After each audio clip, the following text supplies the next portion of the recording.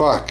Hey there everyone, welcome back to On the Flip Side. My name is Adam Shawwalker, and today we're going to be ranking every album released on February 29th. So you may be wondering, why are we doing this video in 2022, a year that is in fact not a leap year? And the reason is, well, we've got to prepare you guys so that we can celebrate in 2024 for the next leap year. This is a movement of awareness for leap year albums, and I will not rest until every album released on February 29th gets its proper what for.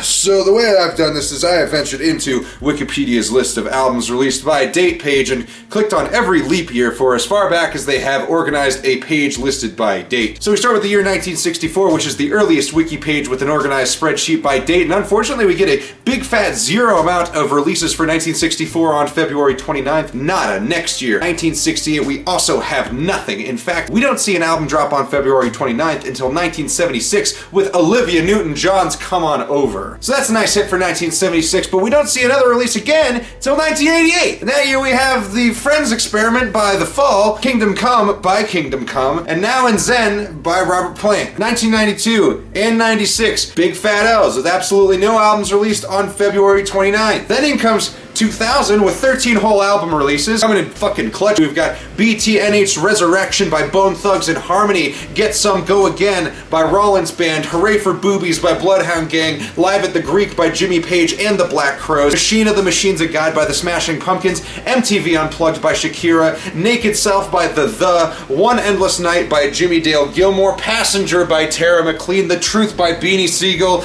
Two Against Nature by Steely Dan, and Venom by Breach. Holy shit, that is a stacked lineup. 2004 sees one entry onto the list with Schmack by Stereogram. 2008 also only has one contender for the list with The White by Agalok. 2012 has a disappointing 0 albums released for February 29th, and 2016 only has one entry with Spirit Phone by Lemon Demon. And finally, the most recent leap year has I Do Whatever I Want by Bad Bunny. Now you may ask how I'm ranking these, and the answer is completely arbitrarily. Truthfully though, I am going in order of release year and starting with a base point, so starting from Olivia NewtonJohn's Come On Over, I have placed in order of enjoyment these albums so that these are my top 20 albums released on 29th for the last forever or whenever Wikipedia goes back to. So number 20, we've got Bad Bunny with I Do Whatever I Want. Admittedly, I did not make it past more than a couple of tracks. I really dislike reggaeton. Some people love it, but I just really don't care for it at all. So it ends up kind of as a default bottom of the list for me. Sorry. Number 19 is Stereogram with Schmack. This is some of the most dreadful music I've ever listened to. Calling it abysmal wouldn't even really begin to describe how I recoiled listening to this. This is everything that I hate about the concept of punk music, boiled down into that mid-2000s angsty, shake 'em up kind of punk rock. I just really dislike it. It's like kind of like a Scooby-Doo head trip mashed up with, like, you know, the idea of Train Spotting, but like the 4Kids version. Really dislike it. Number 18, Jimmy Dale Gilmore with One Endless Night. This album is a collection of hideous late-era country music that I would describe as the last gasp of bad country just being bad on its own terms instead of being bad because it's too into like post 9/11 patriotism. Number 17 is Tara McLean's Passenger, which I find is a bit of a bloated album with maybe a couple of enjoyable tracks. Her voice is actually pretty quite good, but I find the content pretty much empty and the production and blending of various pop styles to be a bit garish. Number 16 is Lemon Demon with Spirit Phone. While I can't say I enjoy very much of this album, I do respect the hell out of Neil Cicierega, and while many of the songs don't land well for me personally, I can see that all of the tracks here have some really excellent catchy instrumentals. I just don't really care much for any of the lyrics. Number 15 is Now and Zen. Plant is in peak vocal condition and really flexes his versatility on this album. However, the writing falls headfirst into that pit that is 80s pop music writing. Too much cocaine, not enough thought. Number 14 is Olivia NewtonJohn with Come On Over, a charming country album that I wouldn't describe as anything special, but it is a pleasant listen for the most part. It's dated, there's a super specific itch that this album tends to scratch, it's not too bad. Number 13 is Steely Dan with Two Against Nature, a surprisingly decent late era Steely Dan album. There's lots of genre blending that happens on this album and it's done pretty well. While it may not be the most memorable album, it is better than one would expect.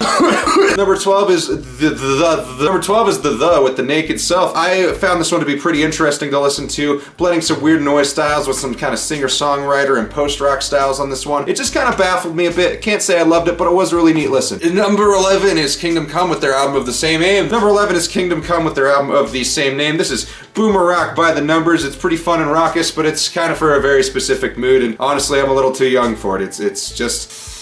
Number 10 is Shakira with her MTV Unplugged performance. This album is a pretty decent listen. All the big songs from that era are on here. I don't understand a fucking word of Spanish, so the lyrics mean absolutely nothing to me, but she is a great performer. Number 9 is Bone Thugs-n-Harmony with The Resurrection. I wanted to like this album more, but I found that the more I got into it, the more underwhelmed I was. So there's some pretty fun stuff on this album, but it's not that, like, not too much of it sticks with me. Still liked most of the songs on this album, but kind of a little underwhelmed, but not too bad. I'm whelmed, you know what I mean? Number 8 is Smashing Pumpkins with Machina. You can tell that, like, the late 90s nu metal in particular had a really strong effect on the writing of this album, and while I don't usually associate that with a good thing, this album still retains a lot of its own identity. It is, of course, very different from a lot of the Smashing Pumpkins catalog at the time, but this is still overall a very neat listen, lots of cool guitar work, and if you can get past Billy Corgan's voice, there's some cool production choices here too. Number 7 is Steven Seagal with The Truth. I found myself enjoying the album almost as a way to kind of satiate what the Bone Thugs album didn't quite deliver on. The addition of Jay-Z adds a lot to this record. There's a lot of really great tracks here. Oh fuck. Number 6 is Jimmy Page Live at the Greek. Considering this is an album consisting of mainly Led Zeppelin material, this is almost a gimme, but to be fair, for something this late in his career, Page and his band are absolutely nailing these tracks. Excellent live album. Number 5 is The Fall with The Friends Experiment. This album, while not the most consistent in quality, I found to be really interesting overall. There's a lot of really great post-punk tracks here, and a lot of it seems pretty gimmicky, but in the end, it's a surprisingly fresh listen and a cool set of songs. Number 4 is Agalok with the White EP. This whole release is dripping with an incredible atmosphere that I find to be captivating. There are points where I wish things would lean more into the black metal side of things, but this is still a great EP overall, and I love the straightforward and intuitive approach to the songwriting for this release. Number 3 is Bloodhound Gang with Hooray for Boobies. I am, of course, incredibly biased when it comes to this album. I love this thing. The jokes still land, the songs are still catchy, the album has aged like a fine wine, while simultaneously becoming a dated look into the late 90s and early 2000s culture. Hooray for Boobies may be one of the most important releases of the 2000s, and I know that's a hot take, but I will absolutely stand by this album. This album fucking rules, man.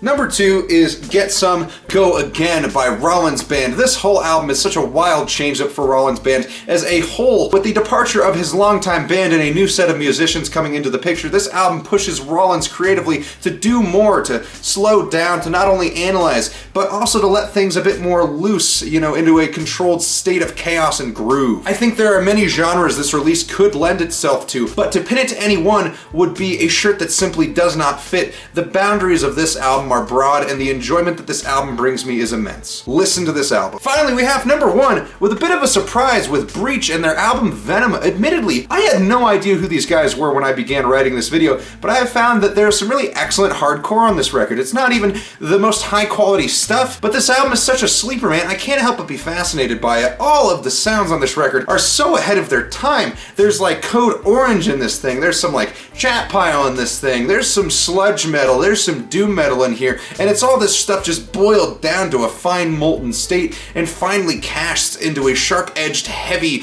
alternative hardcore punk thing.